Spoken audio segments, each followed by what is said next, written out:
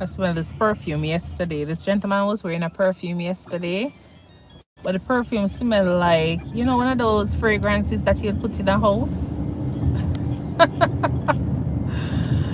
The perfume smelled like a house spray. But then when I went and smelled the fragrance cost like $228. I tell him, say, your perfume smell like house spray. And he was like, you know that's true, because the first time we smelled it, it was the same thing. The same thing he said.